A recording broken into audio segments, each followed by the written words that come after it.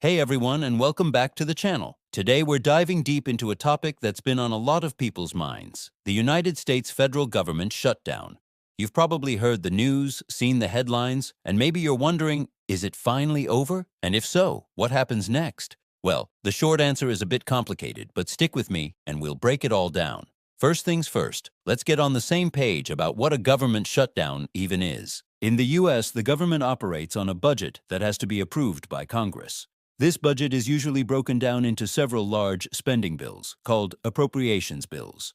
These bills fund everything from national parks and scientific research to federal law enforcement and military salaries. If Congress and the President can't agree on these bills by the start of the new fiscal year, which is October 1st, the government runs out of legal authority to spend money. When that happens, non-essential federal services grind to a halt. We call this a shutdown. So where do we stand right now? Recently, you've likely heard that Congress passed a short-term funding bill. This is what's known as a continuing resolution, or CR. Think of it as hitting the pause button. A CR doesn't pass a full-year budget. Instead, it allows the government to continue operating at its current funding levels for a short, specified period, maybe a few weeks or a couple of months. This action averts an immediate shutdown and gives lawmakers more time to negotiate a long-term solution. So, yes, in the immediate sense, the crisis of a shutdown has been temporarily avoided. Government offices that were at risk of closing will remain open, and federal employees can breathe a sigh of relief for now. But here's the crucial part. A continuing resolution is not the end of the story. It's a temporary fix, a legislative band-aid. The fundamental disagreements that led to the threat of a shutdown in the first place are still very much on the table. The real work of passing the full set of appropriations bills for the entire fiscal year still needs to happen.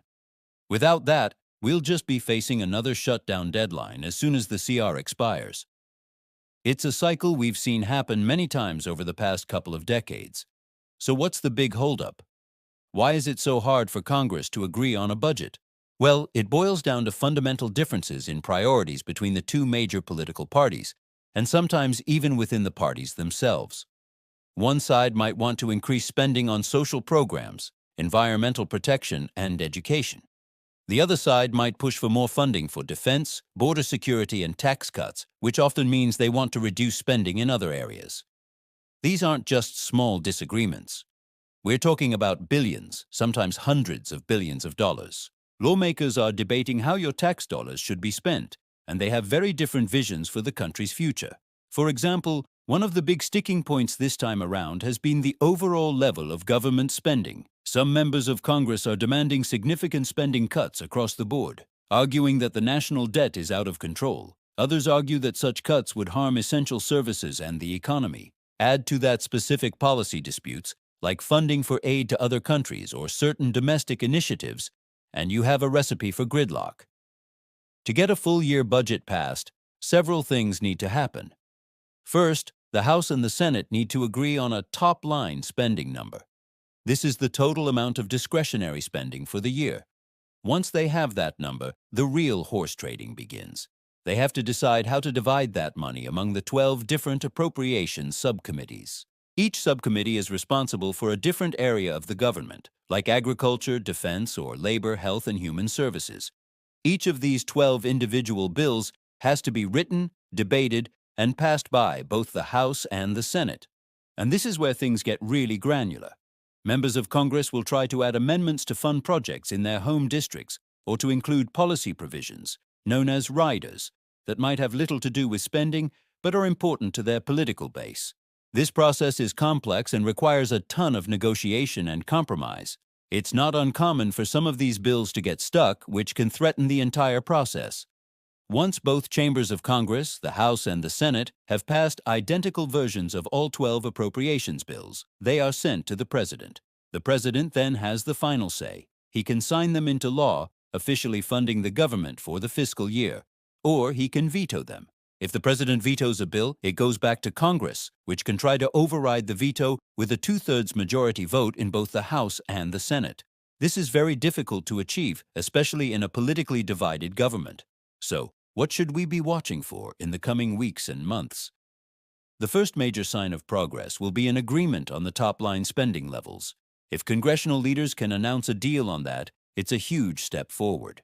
After that, keep an eye on the progress of the individual appropriations bills. Are they passing out of committee? Are they being brought to the floor for a vote? News reports will often talk about minibuses or omnibuses. A minibus is when they package a few of the 12 spending bills together into one larger bill to speed up the process. An omnibus is when they lump all 12 bills into one massive take-it-or-leave-it piece of legislation, which often happens right before a deadline when they're running out of time.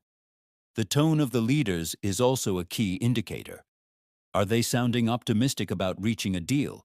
Or are they drawing hard lines in the sand and blaming the other side? The rhetoric can tell you a lot about how willing they are to compromise. Remember, compromise is the name of the game here. No side is going to get everything it wants.